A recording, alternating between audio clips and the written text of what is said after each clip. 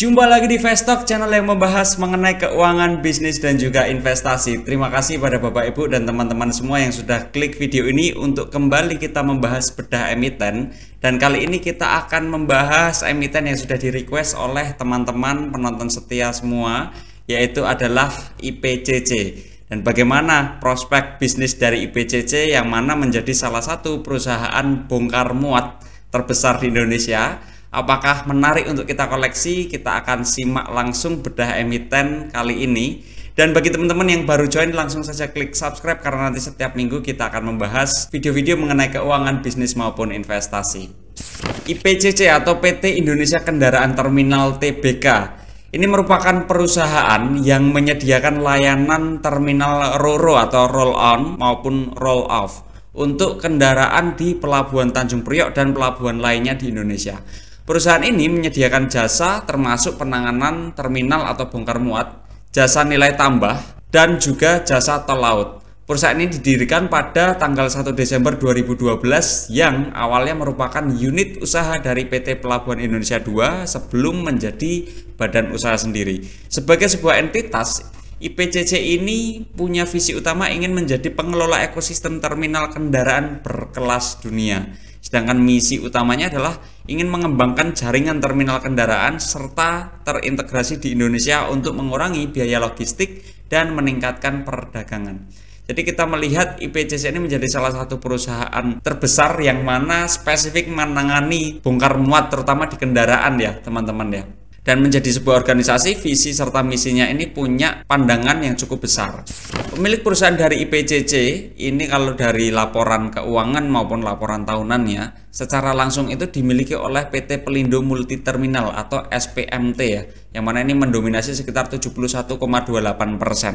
Lalu PT Pelindo Multi Terminal sendiri adalah bagian dari PT Pelabuhan Indonesia Investama yang pada akhirnya merupakan bagian dari PT Pelabuhan Indonesia. Dan masyarakat memiliki sebesar 22,46 dari saham beredar IPCC yang ada di bursa.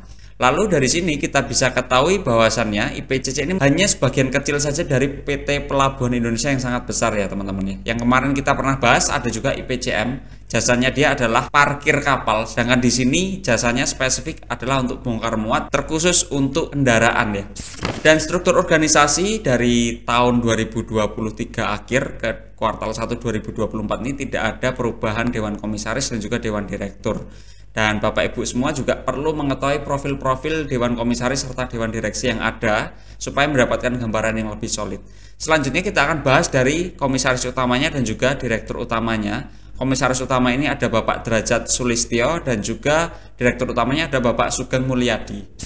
Bapak Derajat Sulistyo ini sebagai komisaris utama ini sejak 2022. Beliau adalah WNI, usia sekitar 44 tahun, domisili di Jakarta. Beliau pernah memiliki gelar Diploma Teknik Sipil dari UGM di tahun 2002, lalu melanjutkan studinya itu Sarjana Teknik Sipil di Universitas Jakarta tahun 2012, dan yang terakhir itu di Jerman 2014.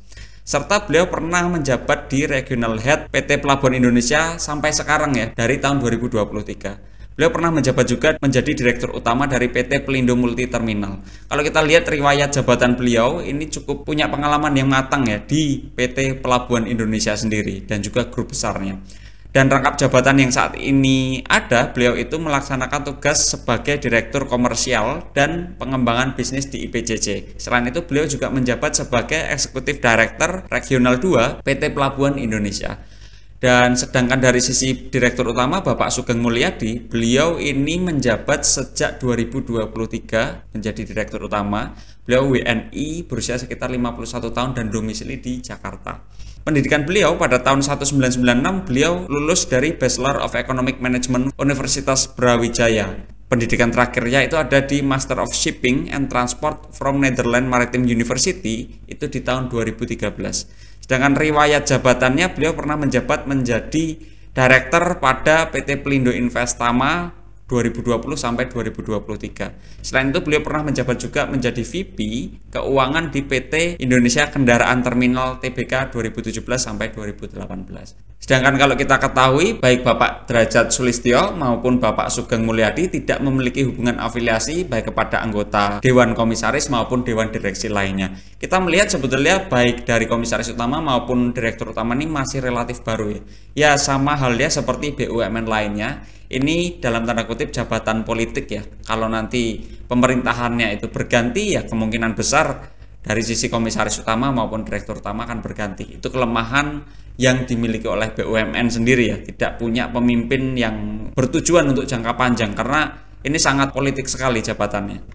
Dan dari bisnis model utama, pelayanan IPCC ini meliputi pelayanan jasa terminal, pelayanan jasa barang, pelayanan rupa-rupa usaha, pengusahaan tanah, bangunan air dan listrik, yang mana fokus utama dari IPCC ini adalah pada segmen mobil, alat berat, truk dan bus, motor dan general cargo yang sebagian besar merupakan part dari alat berat. Jadi kita bisa ketahui bahwasanya Pelindo ini PCC punya jasa bongkar muat yang spesifiknya pada segmen mobil, alat berat, truk dan bus ya, serta turunannya.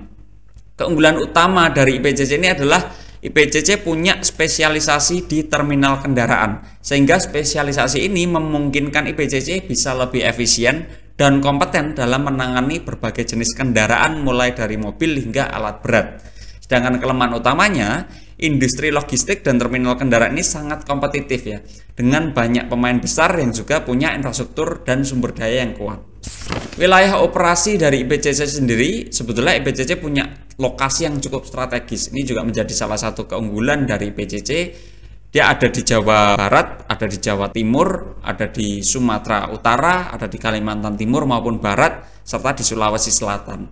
Yang mana kalau kita lihat sebetulnya ini pelabuhan-pelabuhan besar ya Bapak Ibu ya. Di sini pun IPCC juga beroperasi. Dan segmen bisnis dari IPCC ini dibagi menjadi dua kalau dari laporan keuangannya. Yang pertama adalah pelayanan jasa terminal dan jasa barang. Yang kedua adalah pelayanan jasa rupa-rupa, pengusahaan fasilitas, dan utilitas. Kita bahas dari segmen yang pertama dulu ya. Yang pertama ini adalah pelayanan jasa terminal dan jasa barang. Ini intinya sebenarnya tadi sudah kita bahas. IPCC menyediakan layanan bongkar muat untuk mobil, alat berat, truk atau bus, motor, dan general cargo. Dan dari sini tahapan-tahapan yang dilakukan pada jasa ini ada stiff dooring, cargo dooring, storage area, receiving, serta delivery. Intinya sebenarnya di sini membantu para pengusaha maupun pihak importir serta eksportir untuk bisa melakukan bongkar muat dengan lebih baik. Terutama pengusaha-pengusaha yang melakukan distribusi barangnya itu melalui pelabuhan ya Bapak Ibu ya. Dan yang kedua, IPCC ini juga memberikan pelayanan rupa-rupa usaha atau value added services kepada produk yang ditangani oleh perusahaan. Nah, layanannya ini berupa seperti perbaikan minor, fitting aksesoris, pencucian, lalu manajemen suku cadang. Karena jasanya itu spesifik untuk kendaraan ya, untuk truk, bus, alat berat, maupun mobil, sehingga mereka bisa menambahkan value added seperti perbaikan minor, fitting aksesoris, dan juga yang lainnya yang mana itu terspesifikasi untuk kendaraan dan juga alat berat. Keunggulan kompetitif dari IPCC sendiri kalau kita lihat sebetulnya cukup banyak yang kita bisa lihat nilai tambahnya dan juga keunggulannya ya. Yang pertama adalah kargo di terminal ini dapat dilacak secara online. Yang kedua, informasi dari kargo dapat diterima dari awal. Dan pelayanan dengan biaya yang lebih kompetitif, yang mana pada akhirnya bisa berkontribusi pada penurunan biaya logistik bagi konsumennya. Dan semua aktivitas di IPCC ini diasuransikan. Lalu IPCC juga terintegrasi dengan sistem Kartos, sehingga pada akhirnya bisa mempercepat waktu untuk memutar balik dan meningkatkan jumlah pengiriman. IPCC juga membantu proses perizinan dengan bea cukai, dan IPCC membantu mencarikan pengangkutan untuk membawa kargo dari dan ke terminal. Pada akhirnya di sini IPCC akan punya keunggulan kompetitif dari spesialisasi tadi, karena mereka specifically membahas mengenai bongkar muat alat berat dan juga kendaraan, sehingga mereka punya keunggulan di situ. Mereka bisa lebih efisien di situ. Mengenai strategi dan pengembangan dari IPCC sendiri, untuk strategi utama dari IPCC pada tahun 2021 sampai 2025 ke depan adalah ada 2 poin strategi utama. Yang pertama adalah standarisasi operasional dan peningkatan komersial. Lalu strategi yang kedua adalah membangun kemitraan, sinergi, dan juga konektivitas. Dan pada tahun 2024 ini ditargetkan manajemen dari IPCC mampu mencapai pertumbuhan pada revenue dan juga laba bersih sekitar 5% sampai 10% dari tahun 2023. Bapak Ibu yang ingin mendalaminya mengenai strategi dari PCC lebih dalam, ini bisa langsung ke laporan tahunannya ya. Tapi kalau kita melihat strategi dari PCC secara garis besar ya, memang itu yang harus dilakukan oleh manajemen ya Bapak Ibu ya, melihat kondisi yang sangat kompetitif di pasaran. Lalu kita informasikan bahwasannya Bapak Ibu bisa menjadi sponsorship bagi channel kami. Dan di sini ada dua cara, yang pertama melalui Vstock Supporter dan juga yang kedua melalui Super Comment maupun Super Thanks. Di Vstock Supporter Bapak Ibu bisa langsung klik bagian channel kami dan klik bagian gabung. Sedangkan di Super Comment dan juga Super Thanks Bapak Ibu bisa klik bagian titik 3 di bagian video lalu klik bagian terima kasih. Dan sepenuhnya yang Bapak Ibu berikan untuk kita bersama-sama mencapai tujuan kita, yaitu meningkatkan literasi keuangan di Indonesia. Dan terima kasih pada teman-teman, Bapak Ibu, serta penonton semuanya yang telah berkontribusi baik itu secara material maupun non-material. Kita bahas dari sisi laporan keuangan di bagian neracanya ya. Di bagian neraca kita bisa ketahui dari sisi aset tidak lancar ini mendominasi, yaitu sekitar 55,13% dan aset lancarnya ini sekitar 44,87% dari posisi kuartal 1 2024. Dan aset tidak lancar ini didominasi oleh aset hak guna seperti tanah dan bangunan yang disewa ya. Itu sekitar 58% dari total aset tidak lancar, serta ada juga aset tetap ini sekitar 35%-an dari total aset tidak lancarnya. Dan dari sisi aset lancar ini didominasi oleh kas dan setara kas, yaitu 86% dari total aset lancarnya. Ini cukup tebal ya, 86%-nya. Serta 10%-nya itu berupa piutang usaha. Kalau kita lihat bahwasannya rata-rata pertumbuhan aset tidak lancar selama 6-7 tahun terakhir itu sekitar 10,92% per tahun. Jadi pertumbuhan aset tidak lancarnya atau fix asetnya ini cukup tebal ya teman-teman ya, cukup tinggi, 10%-an per tahun. Kita lihat dari sisi ekuitas dan juga sisi utangnya. Utang jangka pendek ini sekitar 8,75% dari total aset, dan utang jangka panjangnya itu sekitar 21,87% dari total aset, serta ekuitas itu sekitar 69,38% dari total asetnya. Dan utang jangka pendek ini didominasi oleh beban akrual, yaitu sekitar 44,14%. Sedangkan utang jangka panjangnya ini hanya berisi liabilitas sewa. Dan rata-rata pertumbuhan ekuitas dalam 6-7 tahun terakhir sekitar 2,25% per tahun. Jadi kita bisa ketahui bahwasannya pertumbuhan aset tidak lancar tadi banyak dikontribusikan oleh utang ya, karena pertumbuhan ekuitasnya sendiri hanya 2,25%, sedangkan tadi aset tidak lancarnya itu pertumbuhannya 10%-an. Dari sisi laba rugi kita bisa ketahui, kita bisa lihat bahwasannya di tahun 2020 ini waktu terjadi COVID ya, ada kerugian usaha ya, laba operasi dan juga laba usahanya rugi. Dan revenue pun juga ikut turun ya. Dan kita bisa ketahui dari 3 tahun terakhir sudah mulai recovery, tetapi masih stagnan kalau kita lihat. Rata-rata pertumbuhan revenue dalam 6-7 tahun terakhir kalau kita lihat secara garis yang lebih panjang itu sekitar 5,08% per tahun. Sedangkan rata-rata laba operasi maupun laba bersihnya ini hanya berfluktuasi saja. Laba operasi rata-rata pertumbuhannya sekitar minus 0,05% per tahun, dan laba bersih rata-rata pertumbuhannya sekitar minus 1,70% per tahun. Artinya di sini sebetulnya IPCC belum bisa membuktikan bahwasannya ada efisiensi dari operasi bisnis ya. Revenue memang tumbuh nih, tetapi laba operasi dan juga laba bersih ya relatif hanya berfluktuasi saja nih. Kalau kita lihat kontribusi pendapatannya, kita bisa ketahui 98,13% itu dikontribusikan dari segmen pelayanan jasa terminal dan jasa barang. Jadi yang value added tadi, yang pelayanan jasa rupa-rupa dan lain sebagainya itu kontribusinya masih sangat kecil ya, masih belum bisa diharapkan lah. Fokus utama bisnisnya adalah jasa bongkar muat. Karena di sini kontribusinya 98%-an lebih ya bahkan. Dan rata-rata pertumbuhannya dari sisi revenue di segmen tersebut itu sekitar 4,88% per tahun. Sedangkan pada jasa pelayanan jasa rupa-rupa itu kontribusinya hanya di 1,87%, dan rata-rata pertumbuhannya walaupun cukup fantastis ya 21,61% per tahun, tapi kontribusinya masih sangat kecil. Sedangkan kalau dari bisnis jasa PCC sendiri, apa sih komponen beban dan biayanya ya? Kalau kita lihat komponen terbesar itu ada di COGS, dan COGS ini mendominasi sekitar 70,47%. Apa sebetulnya COGS? Kalau kita lihat sebetulnya untuk biaya kerjasama mitra usaha itu 50% dari COGS, dan biaya penyusutan karena mereka punya aset tetap yang cukup substansial ya, dan itu sekitar 25% dari COGS-nya. Lalu kontributor berikutnya adalah beban umum dan administrasi. Ini 13,33% dari total beban dan biaya, terutama untuk gaji karyawan, Bapak Ibu. Jadi kalau di jasa, bisnis jasa seperti ini, ternyata mereka juga perlu ada biaya untuk kerjasama mitra usaha ya. Itu yang punya porsi yang cukup signifikan nih. Artinya semakin bisnis ini kompetitif, marginnya bisa semakin tipis nih. Karena bargaining power dari IPCC untuk mengajak bekerja sama semakin rendah ya. Banyak mitra yang ingin bekerja sama dengan pemilik tanahnya dan lain sebagainya. Lalu kontribusi laba operasinya tentu dominasi utamanya masih pada segmen yang sama, yaitu pada pelayanan jasa terminal dan jasa barang. Dan rata-rata pertumbuhan laba operasinya ini sekitar 1,67% per tahun ya. Sedangkan pada segmen pelayanan jasa rupa-rupa dan lain sebagainya, ini punya pertumbuhan laba operasi sekitar 30,49% per tahun. Cukup signifikan ya teman-teman dan Bapak Ibu semua, tetapi kontribusinya juga masih sangat rendah. Nah, kalau kita lihat marginnya seperti apa, sudah margin pelayanan jasa terminal dan jasa barang yang menjadi segmen utamanya itu punya rata-rata dari margin laba operasi cukup tebal, yaitu di 39,82%. Sedangkan pelayanan jasa rupa-rupa dan lain sebagainya itu di sekitar 55,27%. Sebetulnya dari sisi bisnis, profitabilitas, efisiensi operasi ini cukup bagus, baik di segmen pelayanan jasa terminal maupun pelayanan jasa rupa-rupa dan lain sebagainya. Dan dari sisi arus kas, di bisnis jasa IPCC sendiri kita bisa ketahui bahwasannya arus kas ini cukup bagus ya. Hampir setiap tahun dalam 6-7 tahun terakhir itu selalu bernilai positif kecuali di 2018.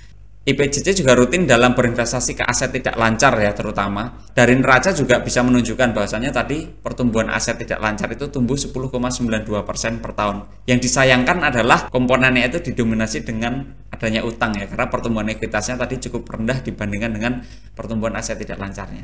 Lalu IPCC juga relatif rutin dalam membagikan dividen kepada para pemegang sahamnya. Nanti pembahasan dividen akan kita bahas lebih dalam di sesi bagian dividen.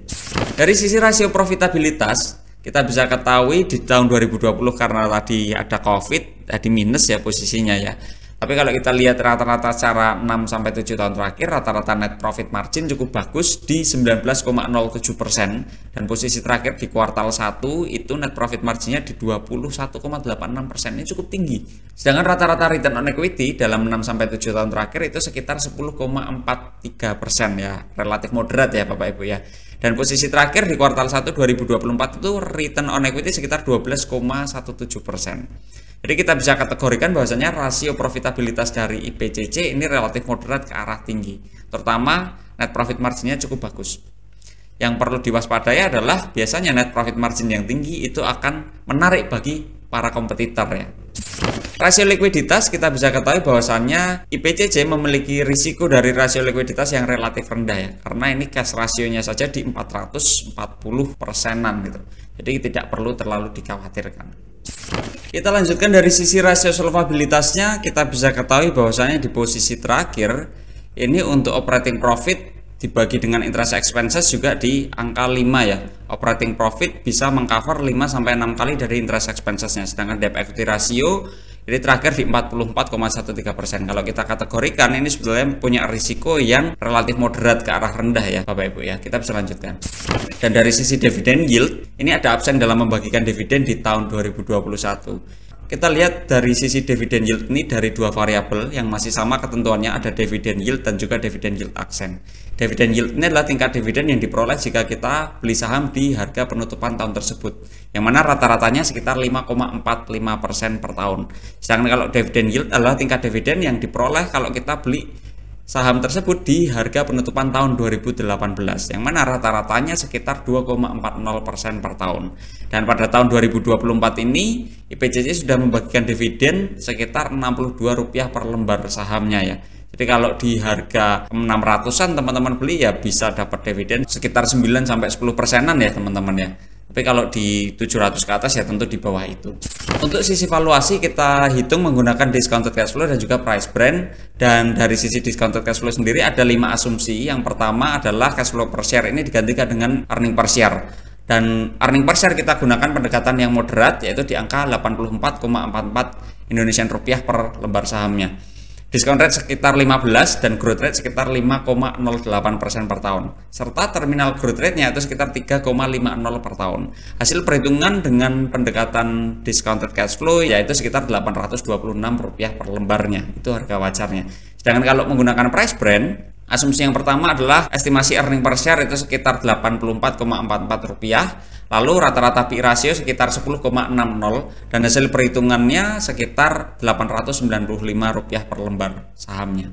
Kalau kita lihat kinerja di 4 Juli 2024 ya di 675, tentu kita bisa kategorikan sedikit di bawah valuasi bisnisnya atau masih undervalued ya. Lalu kesimpulan pada diskusi kita pada siang hari ini adalah yang pertama, IPCC ini merupakan perusahaan yang bergerak di subsektor transportation infrastructure dan bisnis utamanya adalah jasa terminal kendaraan untuk bongkar muat kendaraan spesifiknya. Dan IPCC ini dimiliki oleh negara atau BUMN yang dijalankan oleh manajemen yang kompeten dan berpengalaman walaupun masih relatif baru ya, karena tadi baru diangkatkan di 1-2 tahun terakhir. Lalu IPCC memiliki neraca yang cukup bagus, kemampuan mencetak laba bersih yang positif dengan tingkat profitabilitas yang moderat ke arah tinggi. Arus kasnya cukup positif dan cukup bagus serta tingkat dividen yang relatif moderat. Di harga saat ini kami rasa IPCC berada sedikit di bawah valuasi bisnisnya atau masih undervalue. Dan itu tadi diskusi kita mengenai IPCC. Kita informasikan bahwasannya Bapak Ibu perlu melakukan analisis lebih lanjut karena setiap kegiatan investasi itu mengandung risiko, sehingga Bapak Ibu perlu mengetahuinya lebih dalam. Dan bagaimana menurut Bapak Ibu, apakah IPCC ini menarik untuk dikoleksi atau tidak menarik nih, kita diskusi di komen ya. Drop juga di komen nextnya kita akan membahas apa. Terima kasih kepada Bapak Ibu yang sudah menonton sampai akhir. Sampai bertemu di video selanjutnya. Selamat siang.